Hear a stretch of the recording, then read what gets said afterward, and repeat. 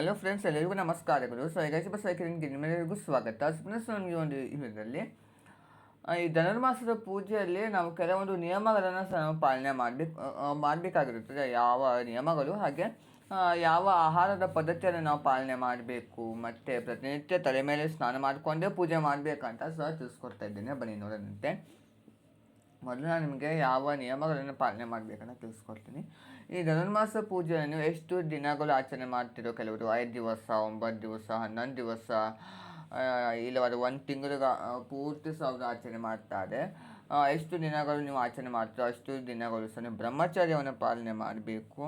ಹಾಗೆ ನೀವು ಬೈಯೋದಾಗಿರ್ಬೋದು, ಸಿಟ್ಟು ಮಾಡಿಕೊಳ್ಳೋದು, ಆ ರೀತಿ ಸಹ ನೀವು ಮಾಡಬಾರ್ದು. ಹಾಗೆ ಮಧ್ಯಾಹ್ನ ಸಮಯದಲ್ಲಿ ನೀವು ಮಳೆಗಳು ಸಹ ಬರುವುದಿಲ್ಲ. ನೀವು ಬೆಳಿಗ್ಗೆನೆ ಒಂದು 2 ಗಂಟೆ 3 ಗಂಟೆಗೆ ನೀವು ಎದ್ದು ಮನೆಯೆಲ್ಲ ಶುದ್ಧಿ ಮಾಡಿ ಅದು ಪೂಜೆ ಮಾಡಿಕೊಂಡು ದೇವಸ್ಥಾನಕ್ಕೆ ಹೋಗಿ ಸಹ ಪೂಜೆ ಮಾಡ್ತೀರಿ. ನಿಮಗೆ ತುಂಬ ಸುಸ್ತಾಗ್ತದೆ, ಅದು ನಾನು ಸಹ ಒಪ್ಕೊಳ್ತೇನೆ. ಆದರೆ ನೀವು ಮಧ್ಯಾಹ್ನ ಸಮಯದಲ್ಲಿ ಮಳೆಗಳು ಬರುವುದಿಲ್ಲ. ನೀವು ಬೇಕಾದರೆ ನೀವು ರೆಸ್ಟ್ ಮಾಡಬಹುದು, ಆದರೆ ಮಳೆಗಳು ಮಾತ್ರ ಬರುವುದಿಲ್ಲ ಅಷ್ಟು.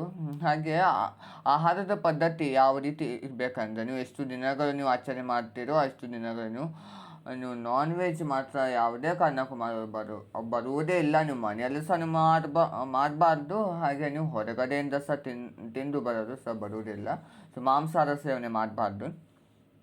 ಮತ್ತು ನೀವು ಪ್ರತಿನಿತ್ಯ ತಲೆಗೆನೆ ಸ್ನಾನ ಮಾಡಿಕೊಂಡು ಪೂಜೆ ಮಾಡಬೇಕು ಅನ್ನೋದಾದರೆ ಹೌದು, ನಾವು ಪ್ರತಿನಿತ್ಯ ಸಹ ತಲೆಗೆನೆ ಸ್ನಾನ ಮಾಡಿಕೊಂಡು ನೀವು ಪೂಜೆಯನ್ನು ಮಾಡಬೇಕು. ನೀವು ಎಷ್ಟು ದಿನಗಳ ಕಾಲ ಈ ಧನುರ್ಮಾಸದ ಈ ಬ್ರಾಹ್ಮಿ ಮುಹೂರ್ತದ ಪೂಜೆ ನೀವು ಆಚರಣೆ ಮಾಡ್ತೀರೋ ಅಷ್ಟು ದಿನಗಳ ಕಾಲ ನೀವು ಪ್ರತಿನಿತ್ಯ ಬೆಳಿಗ್ಗೆ ನೀವು ತಲೆ ಮೇಲೆಯಿಂದ ಸ್ನಾನ ಮಾಡಿಕೊಂಡು ನೀವು ಪೂಜೆ ಮಾಡಬೇಕಾಗಿರುತ್ತದೆ. ಆದರೆ ಅದು ಕೆಲವರಿಗೆ ಆಗಲ್ಲ, ತುಂಬ ಶೀತ ಆಗ್ತದೆ ಅನ್ನೋದಾದರೆ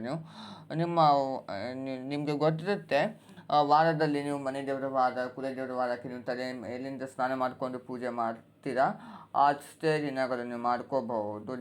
ನಾವು ಎಲ್ಲ ರೀತಿಯಿಂದ ಸಹ ಗಟ್ಟಿಯಾಗಿದ್ದೇವೆ ಅನ್ನೋದಾದರೆ ಪ್ರತಿನಿತ್ಯ ನೀವು ಸ್ನಾನ ಮಾಡಿಕೊಂಡೇ ನೀವು ಮಾಡಿ, ಅದು ತುಂಬಾ ಒಂದು ವಿಶೇಷವಾದದ್ದು.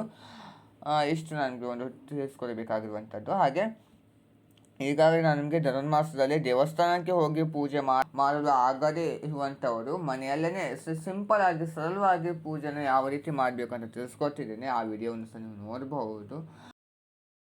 ಈ ಧನುರ್ಮಾಸದಲ್ಲಿ ಬೆಳಿಗ್ಗೆನೇ ಪೂಜೆ ಯಾಕೆ ಮಾಡಬೇಕು ಅನ್ನೋದಾದರೆ, ಬ್ರಾಹ್ಮಿ ಮುಹೂರ್ತದಲ್ಲಿ ನೀವು ಪೂಜೆಯನ್ನು ಮಾಡಿದರೆ ನಿಮಗೆ ಸಂಪೂರ್ಣವಾದ ಒಂದು ಪ್ರತಿಫಲ ಸಹ ಸಿಗ್ತದೆ ಪೂಜೆಯದು.